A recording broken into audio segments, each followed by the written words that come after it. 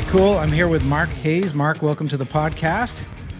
Hey, Nate. How are you? I'm great, man. I really appreciate you taking the time to talk to me about Highland Mountain. It's such a, if you're into mountain bikes, well, I was going to say New England. Now, anywhere in this country, you know what Highlands is. And I can't wait to dive into here a little bit about the history from a whole bunch of different perspectives.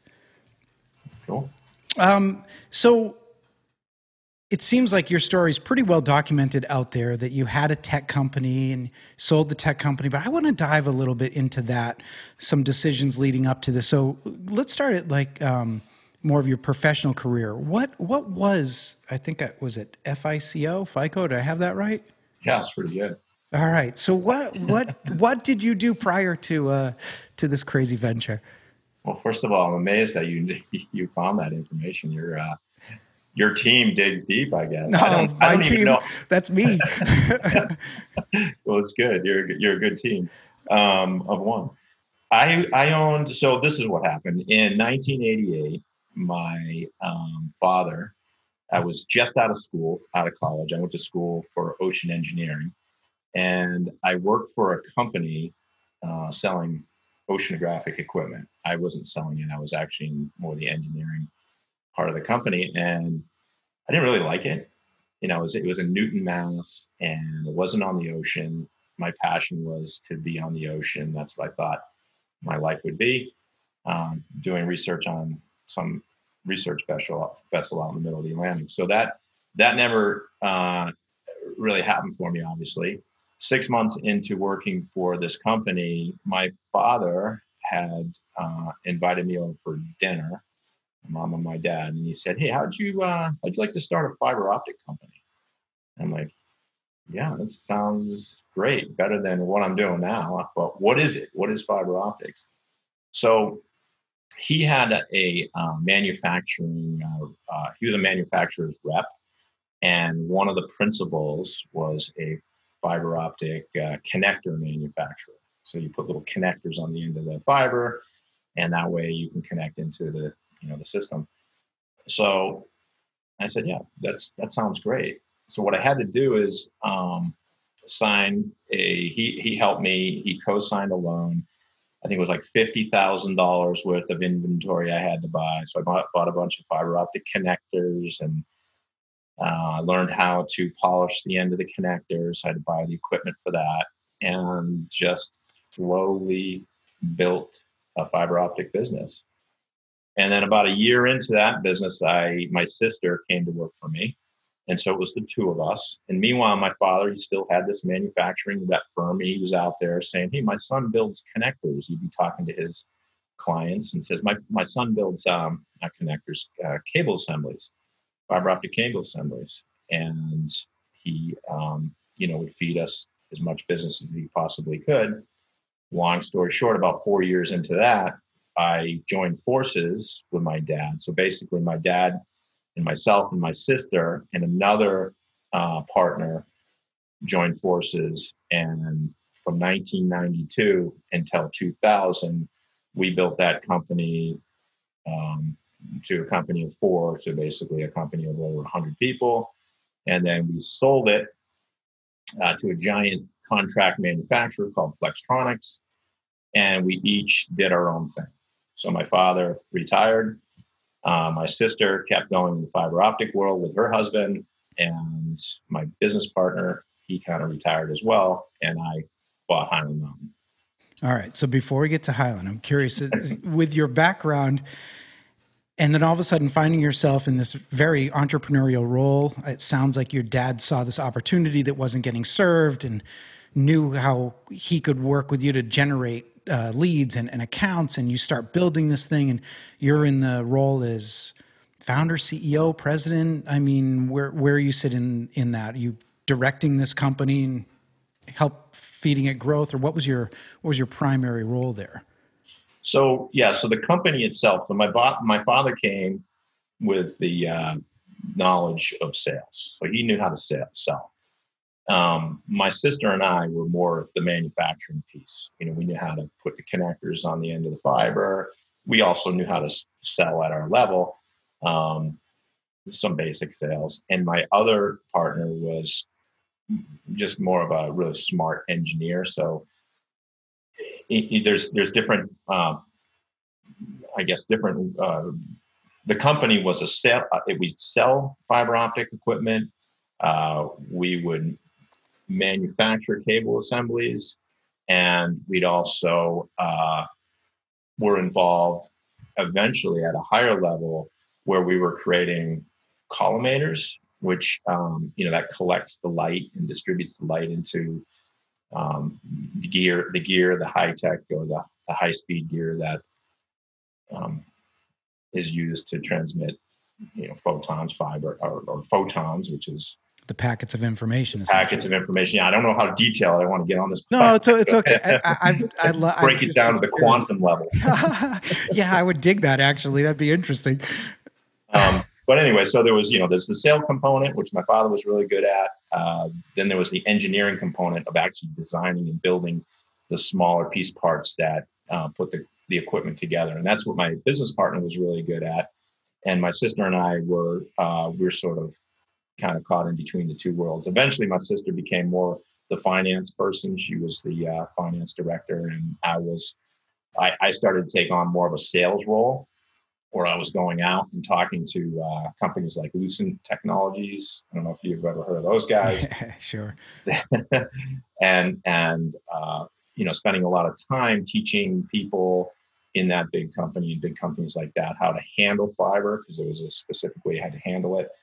I was teaching real basic fiber optic fundamentals to the lab people, so they would understand. You're not supposed to bend the fiber a certain way, or make sure you clean it. And there's back reflection. There's all kinds of technology that goes into it to make sure that the system runs properly. So the basic sort of physics of it had to be taught to the lab person. So I took more of that role. It was a sales role, but it wasn't like used car sales type stuff. It was more go in and teach people how to do things, and then they buy from you. They're like, wow, this is really cool. And we'll buy this piece of test equipment, and we'll have you do these assemblies, and so that was sort of my role.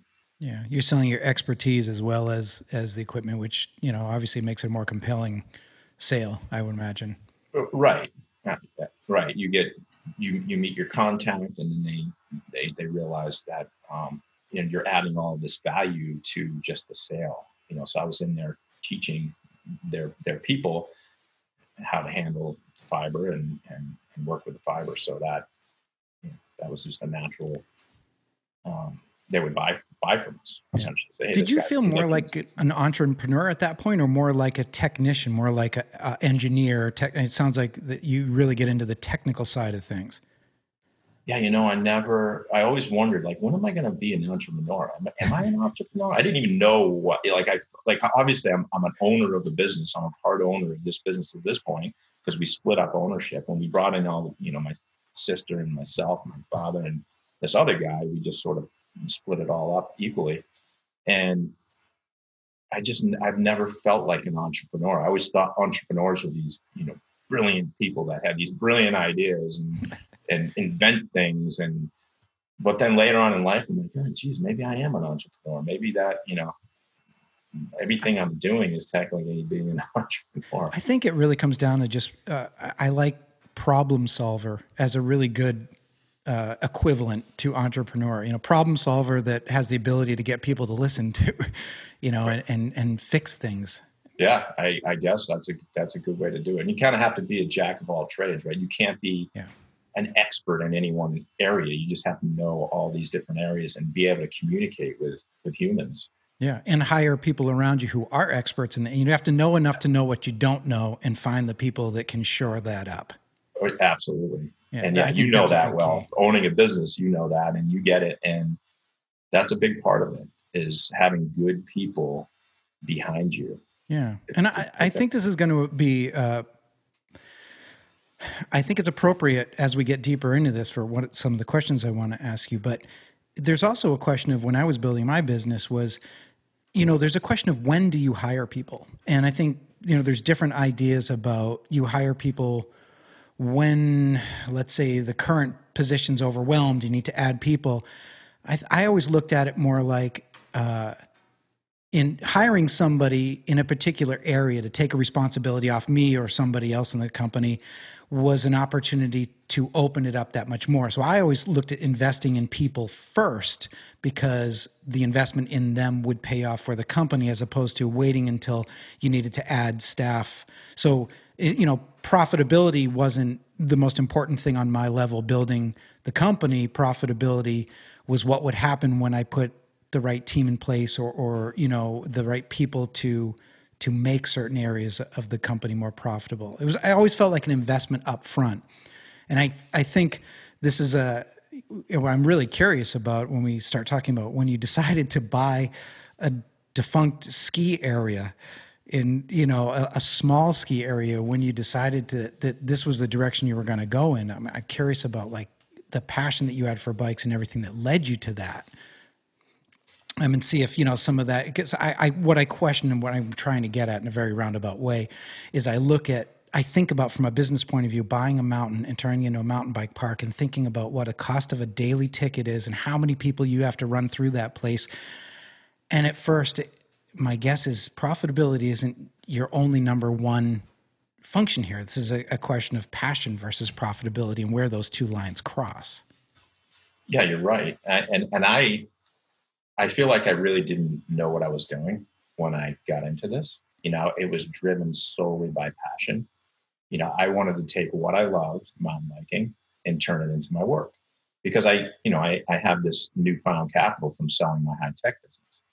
So that's the key to it, right? It's not like I could go to the bank and say, hey guys, I got this really good idea. I'm going to buy this old defunct mountain and I'm going to turn it into a bike park. They'd be like, what, are you crazy?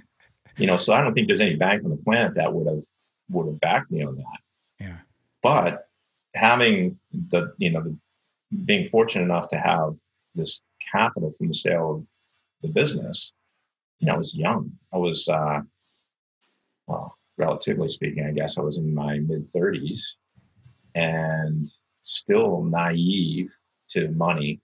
Keep in mind, my sister did a lot of the finances. I was in the meetings.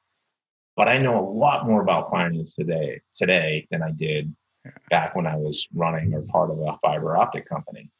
And I have a consultant who he's a strategic finance guy that I met about 7 years ago, and he's the guy that really helped me understand this business and gave me the confidence when he probably saw me, the passion that I had for this business, and said, well, this guy, he's not going to quit. So I better set him straight and show him how to do the finances a little better, because I was losing. I mean, the first year we opened in 2006, I think I lost like $350,000 that year. And then the next year was like $330,000. And then the next year after that, so it took me a long time to stop losing money. But I wasn't going to quit. I was ready to just in Quint and Jaws, where he's got the throttles down on the boat, the smoke coming out the back. That was me, and full speed ahead. Full speed ahead. So yeah, you hit it. I mean, it's the love. I had so much. I just wanted this so bad, and I felt as though if we build this thing, it's going to work. It has to work. Yeah. Well, it's an amazing place. I mean, there's something when you pull into that parking lot for the first time and you look at the jumps and you just see all these people around in mountain bike gear, just having, hanging out in the parking lot, and just it's an amazing community that you have built around this location. For anyone that hasn't been there, but I don't know. I don't even know how to describe it. It is incredibly unique. I mean, in the country right now, are there very many other places that you would consider sort of similar? I mean, I know there's great riding spots all over this country, but has anyone else that has taken a mountain and specifically only focused on mountain bikes? Well, summer sports. Yeah, I haven't been there, but I know Spider Mountain I think in Texas, outside of Austin, Texas, has a mountain bike park, a specific mountain bike park. They have a chairlift. They put a chairlift in just to be a mountain bike park. And that happened a few years, maybe 3 years ago. I think they've been in business for 3 years. Certainly that didn't exist back in 2003 when I bought the mountain. There were, as you know, Killington had bike trails. Even Loon at that time had trails. And there were pretty much all the ski areas had bike trails. Right. So, but they were also, their core business was skiing. And as a mountain biker, it always felt like that was the afterthought that they were doing in order to keep revenue going, while their main focus couldn't be. You know what I mean? That's what it felt like riding those places. I mean, they were good trails, but it's a very different thing than specifically gearing everything at your mountain for mountain bikes, you know? Yeah, and the vibe when you drive into the parking lot, like you said, and you look out and you see the mounds of dirt, big jumps, and you feel that sense when you talk to people. Everybody at Highland is coming to ride a bike, right? They're not coming to do the zip line. They're not coming to do a mountain coaster because we don't have those things. You know, all we are is a bike park. So that, the bikers are there for one reason, and that's to ride a bike. And I think that, and I know that that's what makes us unique is the fact that we're catering to this culture, right? And this culture is growing, and it's just such a cool vibe, right? The mountain bikers are just cool people in general. And I don't know how long we can pull this off, because the main goal is to get more people into the sport. We need the industry to survive. And to make the industry survive, we have to open it up to the masses.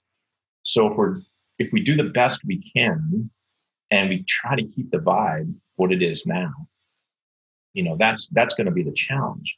Because who knows, in the ski business, are people that, as the next generation of people, are they going to need more? Are they going to be more picky? Is it going to change the vibe? Hopefully not. I mean, all we know is what we know, and we're just going to keep going along and try to, cater to everybody, get the masses hooked, but also have a place for the best riders in the world to come and train and have fun. Yeah. When you were talking about zip lines and things of that sort, it makes me wonder, like, in these early years when you knew, like, you want to cater to this particular group, but yet financially the pressure is on to say we need to add some revenue somewhere. And I'm guessing that maybe people around you, advisors, were saying, you need to add this, you need to do this, you need to do that. And you stayed true to this. You knew that would divert away from what you were trying to build, but how much temptation have you had over the years to do things for the sake of profitability? Because, that's a hard balance. You have to keep things profitable in order to keep giving everybody the opportunity to go there. And how have you balanced that stuff? Yeah, well, so our mission, staying true to our mission is the big part of it. What we do is we build trails, we teach people how to ride them, and we're 100% biking related. So that's the component, that's the short version of our mission. And so what are we trying to do? We're trying to grow the industry. There's no way I can continue to grow this thing or to keep it profitable by just catering to a small group. So when we first opened, for instance, we had 3 trails. We called one of those trails an intermediate trail. Today, it's more like a black diamond trail. Our first beginner trail is almost a black diamond trail. We call it blue square, but it's a spicy blue trail. So to grow this industry, to build a bike park and make it successful, you have to get the masses hooked. And when we finally got around to building a true beginner trail, and putting true beginner programs in place, that's when we started to see the company really begin to work. And the company, the way I look at the company, and this is what our team talks about all the time, is there's 3 separate platforms. We call them platforms. There's Highland Mountain Bike Park that sells tickets and rents bikes, and there's the food and beverage component, and all those business units that go with it. What we need there is we need humans. We need lots of humans to come through the door and buy our goods and services. The other platform or another platform is the camp business. So catering to the overnight camps, kids aged 8 to 18. We have a 5-week summer program, overnight program, where kids will come and stay overnight and, be there the whole week. And then the other platform is our trail building platform.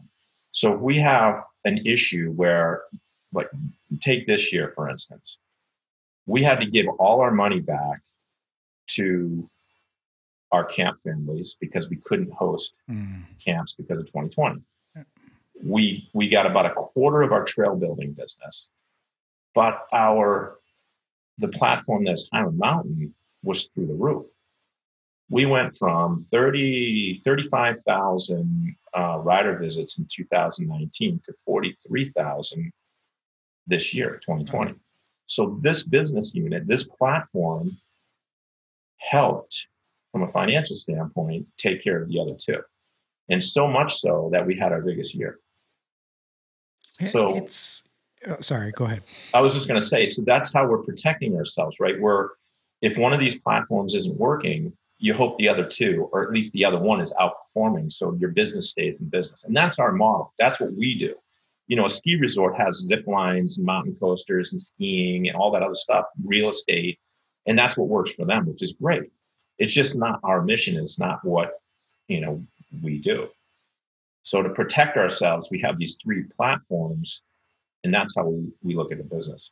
Yeah, that makes sense. And I think, well, it's old business tenet. You can't be all things to all people, but I just think it highlights successful entrepreneurs tend to stay pretty focused on understanding the reason that they exist, not just functioning for the sake of profitability. And it's a theme that runs through almost every successful business.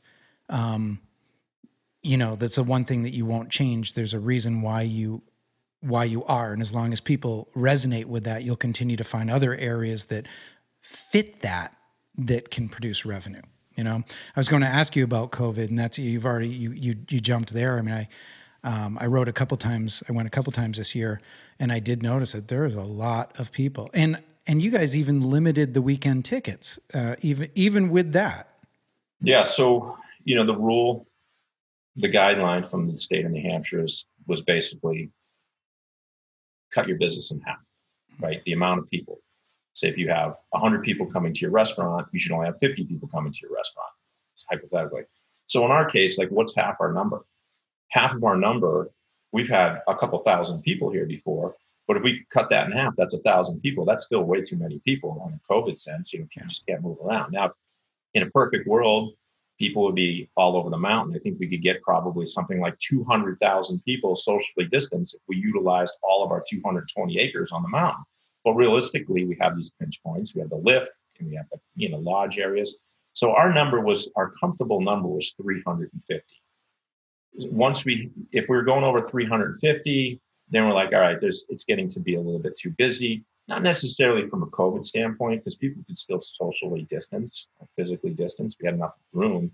Just the lift line started to get longer and more annoying in that space, because we couldn't triple. We couldn't force. We have a fixed grip triple chairlift, and we couldn't put the singles. We couldn't have a singles line, essentially. We couldn't. If you came as a family group, you could load the chair together. Otherwise, we were sending singles up. You'd be a single, a couple doubles, maybe a triple, a couple more singles. So that capacity, we felt comfortable. 350 was about the number. And otherwise, the lift line just got too ridiculous. So imagine now with COVID, thanks to COVID for us, because we're an outdoor business, instead of having a 600 person day on a Saturday and a 600 person day on a Sunday, and then maybe 150 people on a Monday and a Tuesday, and we had 350 people every day. I wish we could do that all the time. You know, I wish we could have 350 people on a Saturday, 350 people on a Sunday, Monday, Tuesday, Wednesday, because that's where you get your humans, that will pay in this case for that platform to work. That, you know, buying tickets and renting bikes and eating food and getting, you know, taking a lesson and all that. That's when that model works really well, when you get a lot of people to come through the door. So COVID, in one case, it decreased the amount of people that were here on the weekends, but just spread them out over the weekdays. Did you anticipate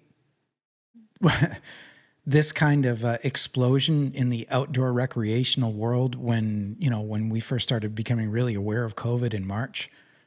No.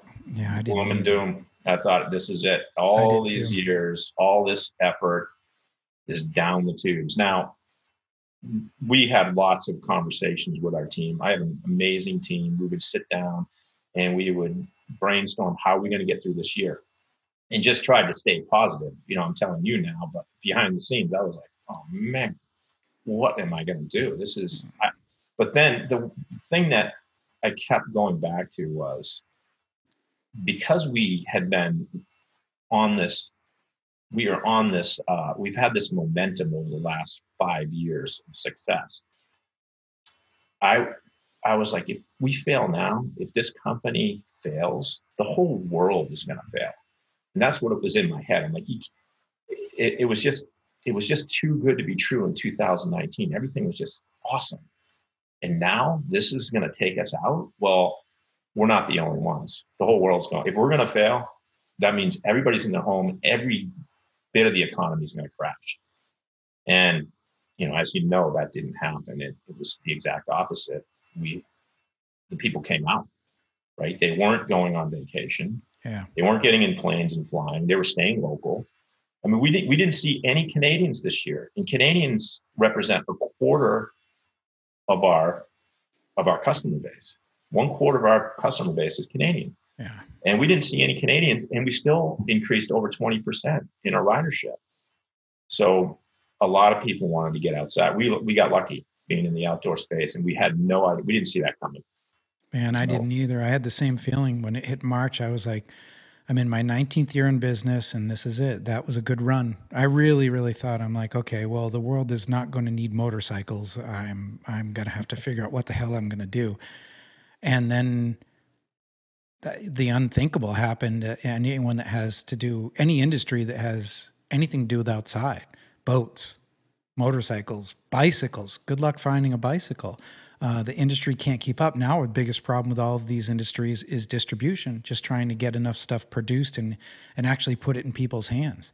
And maybe it's a silver lining out of this terrible pandemic, that people are discovering that maybe the priority, maybe being outside and getting healthy and having fun should be a higher priority in, you know, on the list of things that you do on a weekly basis, you know?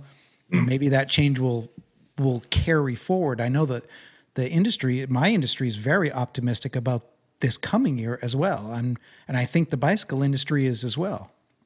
Yeah. Yeah, I know. I certainly feel bad for the industries that were hurt by this.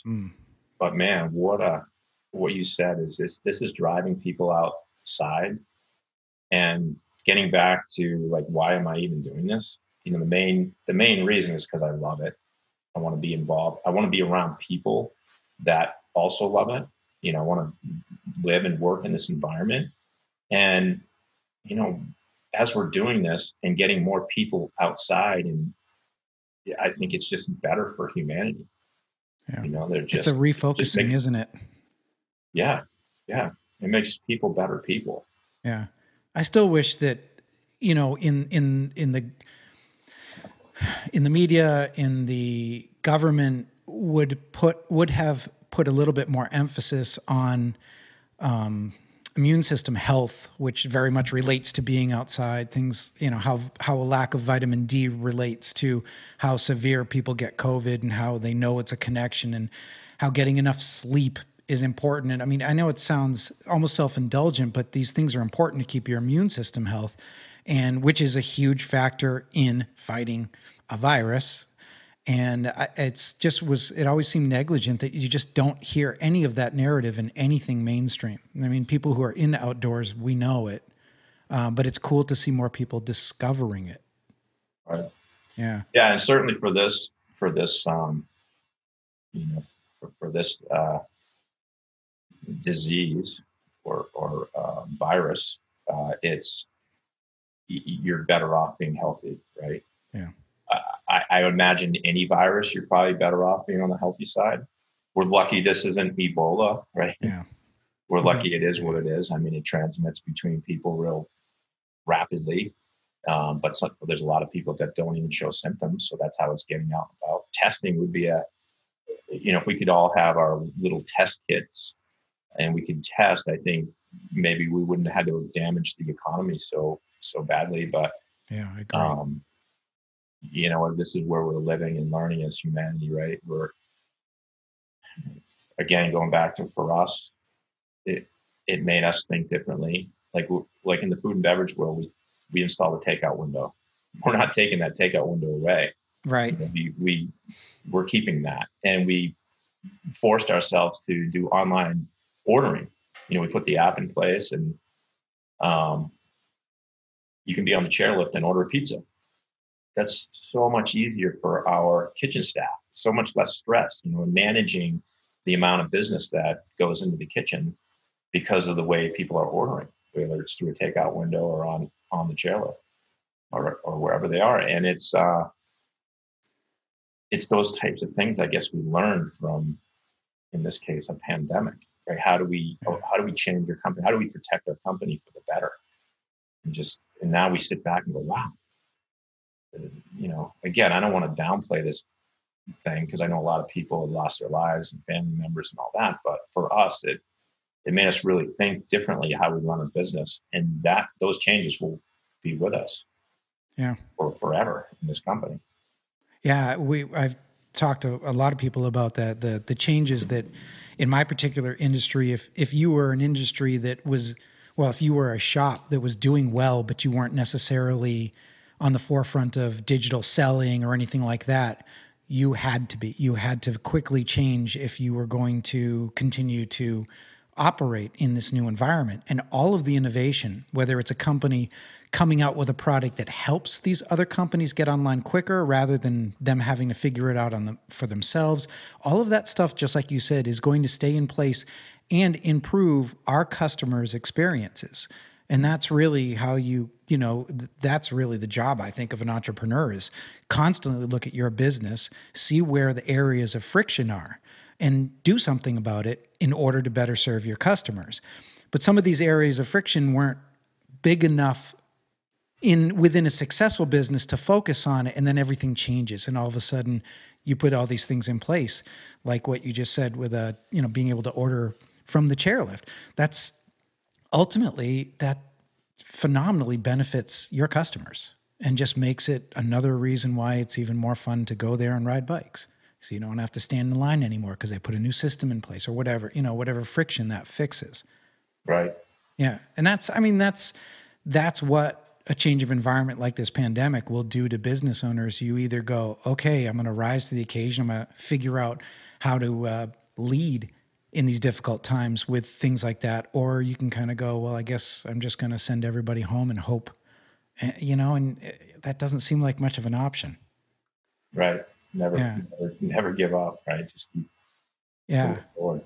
I'll tell you, I'll switch gears a little bit here. One of the things that I've been phenomenally curious about, thinking about what it would be to be in your position, is how in God's name do you handle the liability when you provide an opportunity for people to go as big off the jumps as they want, and in a very safe environment, you have airbags and stuff, but you have the cutting edge riders coming there to practice, to get better, to learn new tricks, and it's a gnarly sport to watch the guys at the top. It's amazing to see what they're doing.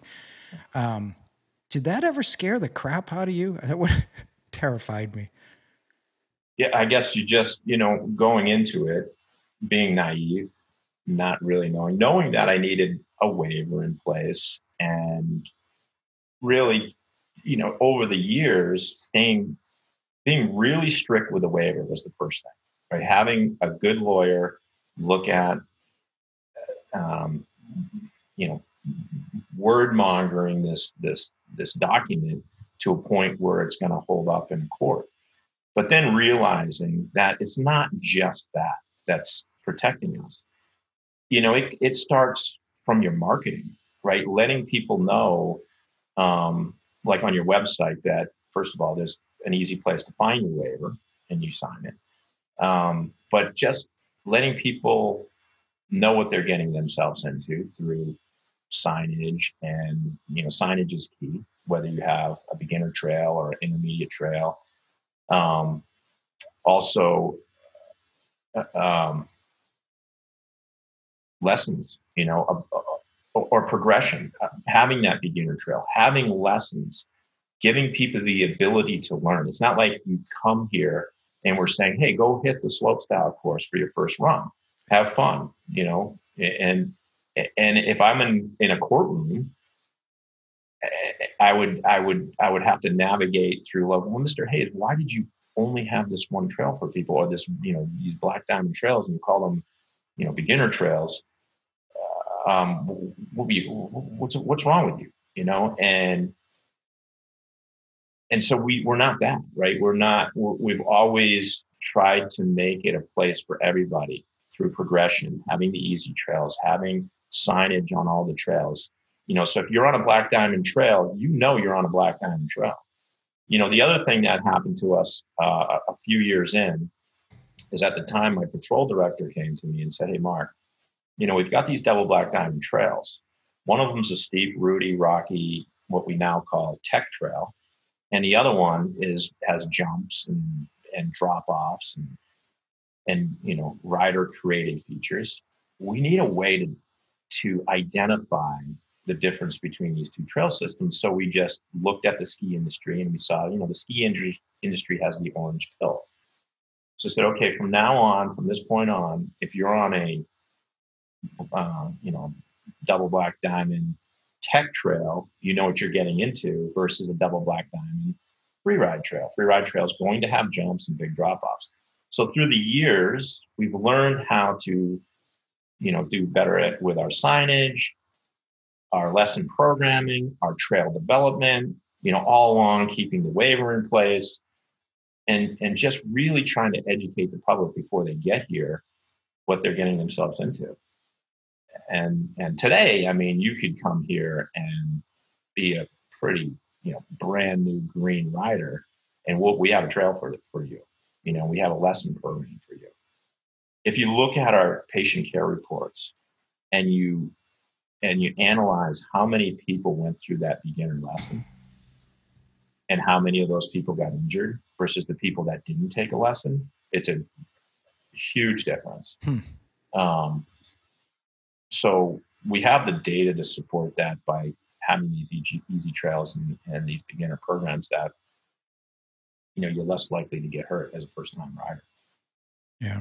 And that, just having those systems in place is, has helped, I think, mitigate some of the risks. But the waiver's key. Anybody can sue for anything. Yeah.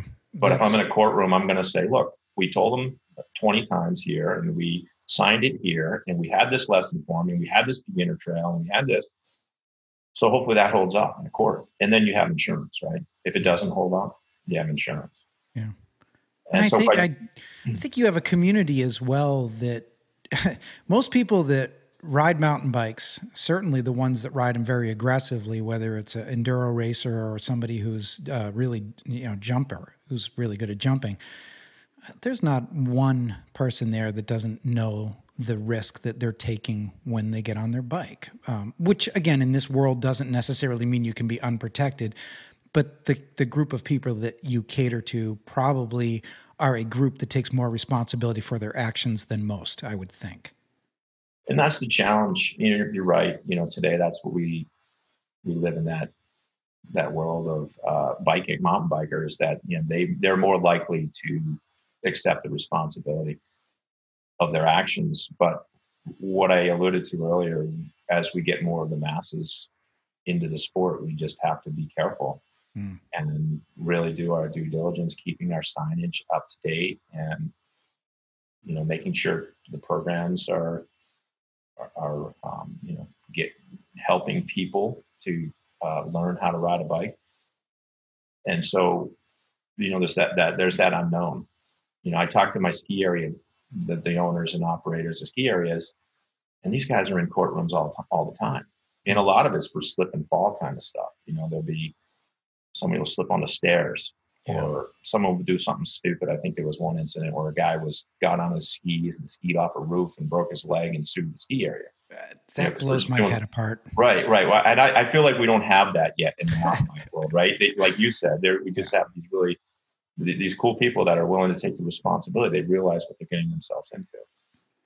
Yeah. So you put your entrepreneur hat back on, or your business owner. We don't have to call it entrepreneur, but as a business owner, you go, okay, as things grow though, you have to be aware of, like, if you're going to cater to all and put in more beginner trails and try to get more family activity, which there's a ton of now there, then, you just have to keep an eye on that, I imagine.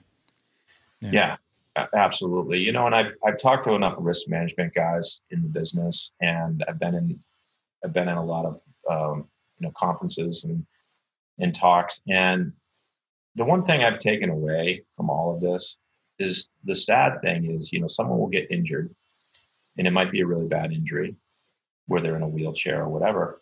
And then they'll go after the resort, and they'll spend, thousands and thousands of dollars going after, like, millions of dollars. And then even in the worst case scenario, rarely do they get millions of dollars. Right. It's usually, they'll get like $100,000. And the insurance policies that you have in place to run a bike park or a ski resort can cover that. I mean, you certainly don't want that to happen, because then your insurance rates go up. So again, it gets back to educating the public, just making sure they know what they're getting themselves into, and providing them a trail that's for them, or a lesson program that's for them. And yeah, I don't mean to bum you out. Jeez, now I'm really thinking about this, Dave. I was thinking, Highland is now for sale. I was going to say, after doing a podcast, Mark has decided that would be terrible. Nah. Yeah, no, it doesn't sound like that's on your radar, obviously. Never would. Keep going. The marketing that you do. Recently, you guys came out with a series of well, I don't even know if it was you. Was it you guys that came out with the Highland is Home series of videos? Yeah, so this gets back to, I have an amazing team. Again, back to the older conversation we're having. You have to have good people, and they have your back, and that's why Highland is what it is. Yeah, I know I'm the quarterback here, and I'm the guy that took the initial risk, but I have amazing people that are doing amazing things for this company. And one of them is the marketing department. And they came up with this idea to do the, Highland is Home series. And it was a big hit. I think, it really shares the true vibe and emotion that is Highland Mountain Bike Park. Yeah. We had our video, we had a videographer and our editing team just editing the message. And, they did it just an awesome job. I was so psyched to see a couple of my friends in some of those videos, and not necessarily the big name pro mountain bikers, but the locals who have been part of this, like right. Greg or Wayne, or all some of these guys that are just people might not know that you have people that come up from Connecticut, New Jersey, every weekend they can. Like, this is where they recreate, and they drive by plenty of good places to ride on the way up. But there's something that is very special about Highland, and it's the trails, but it's always the people. It's all the community that seems to be there. It just seems to be something. If you're in a mountain bike, you want to be part of that community. You really do. And the marketing is a huge part of that, is showing that off. And I just thought those were awesome. Yeah, it is. It's the marketing's ability to be able to tell the story is a big part of it. And we have so many good people here, not just the marketing team, behind the scenes, and that's what makes this place so special. It starts from the top, right? All the top managers just feeding a cool vibe right down through their team, and that translates to the customer. When the customer comes in to buy a ticket or rents a bike or takes a lesson, time and time again, even, like patrollers, I hear all the time, you guys did such a good job. I hurt my wrist, I broke my collarbone. You guys are awesome. So friendly. And yeah, that's driven from the top of the company. And I'm so fortunate to have just really good people here with my, that have my back. How many employees do you have there?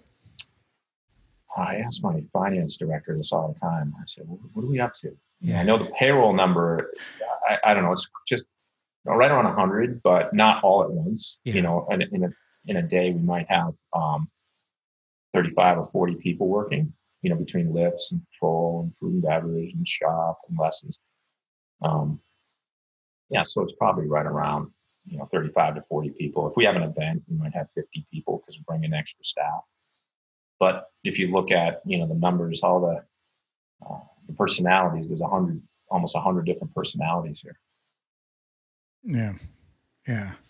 Well, so, you're always building new trails, and I'm kind of curious what's next for the mountain itself. Like, what are you doing on that front? Yeah, that's always a challenge to figure out what we're gonna, what is the next big move. I think so. We just, we're putting the finishing touches on any style. Any styles are, our Black Diamond jump trail that goes down underneath the chairlift, and we have to finish just the lower part of that. But what I'd like to see, and what we're talking about now, is putting like a conveyor lift. And I don't know if that's going to happen this year. In fact, after this conversation, I'm going to go meet with my team up in what we call Central Park, which is our Learn to Ride area, and see where we could possibly put a conveyor system. Maybe it'll go up the T-bar line. T-bar gets a little steep. So we're trying to wrap our head around redesigning Central Park so we can cater to after school programming, kids programming, and also maybe that conveyor lift could feed a portion of the slopestyle course. We talked about possibly getting an airbag with a ramp landing, because that's the next level of airbags. We have a big airbag that's just a pain in the neck to unfold and blow up and all that. So getting with the times with our training business. And then also an uphill trail would be nice, a climb trail. Mm-hmm.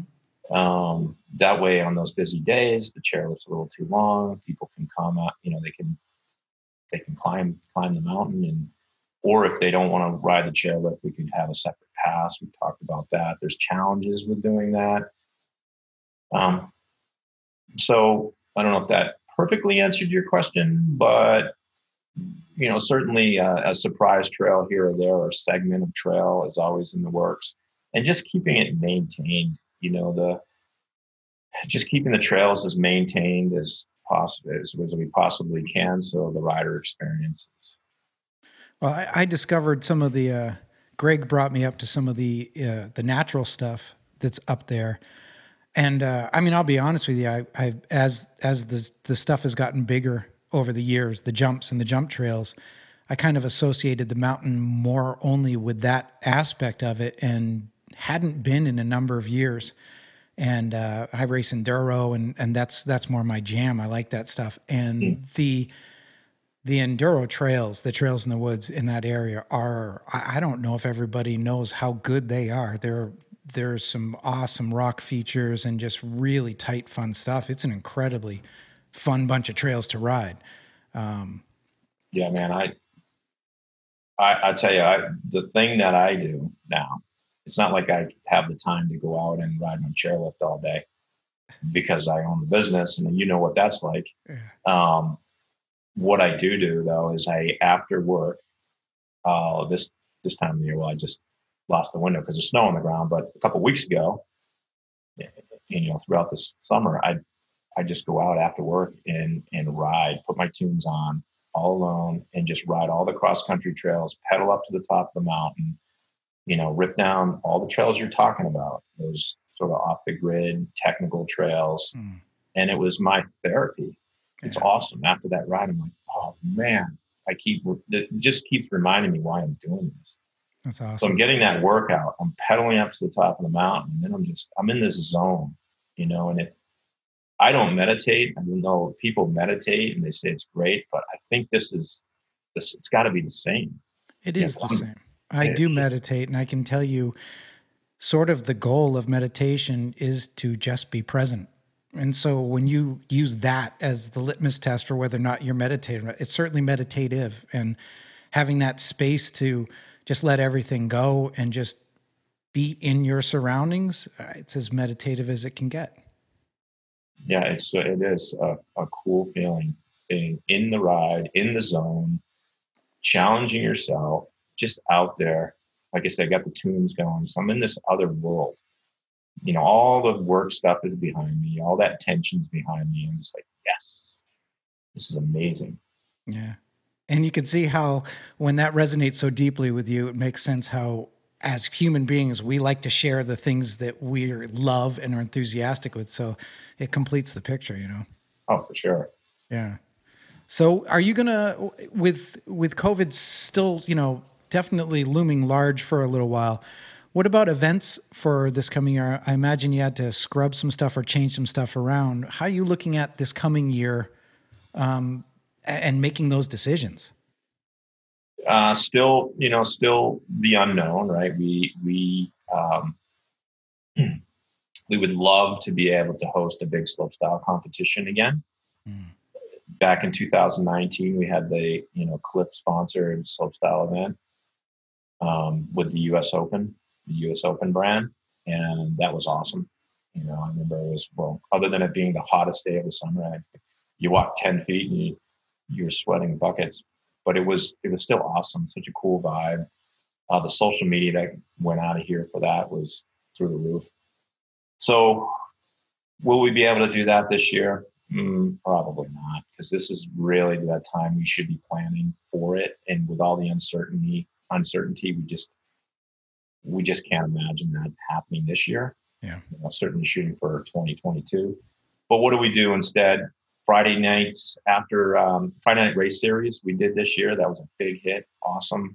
Amateur slopestyle competition. We're looking at doing some of those this year. Because there's more and more people that can actually ride the slopestyle course. We tried to do it 10 years ago, and there just wasn't enough interest in the slopestyle business. Today there is. I mean, you come here and you see kids and just everybody, women and men, hitting the slopestyle course and hitting big features. So we feel it's ready to do an amateur slopestyle competition. Jump jams. If we're still in that social distancing, mode, then I guess just do similar like we did in 2019, try to limit the amount of people that are in the competitions and try to keep the vibe going with it. And we want to keep the competition world going because that adds to the vibe. Yeah. But of course, in COVID, in the pandemic, we have to be careful there too. So, smaller events will continue to have. Bigger events, we'll have to probably postpone those until 2022. Yeah, let's hope we're all done after this summer. We can get on the other side of this for sure. Yeah. Well, I really appreciate you taking the time, and I'm psyched that this year actually worked out well for you guys. I know it's hard to talk about, when people are losing their restaurants and stuff, but it is nice to know that, the whole world didn't fall apart, and we just shifted where we spent our money. And I wish you phenomenal success in the coming years. I mean, obviously this place is it's just getting bigger and better. And it's really cool that it's right here in New Hampshire and people come from all over the country to go ride your mountain. Well, thank you, Nate. Thank you for those nice words. And we're going to just keep going for it. And hopefully people will keep coming. Yep. Keep sending it. Keep sending it. All right, man. Thanks a lot. All right. You're welcome, man.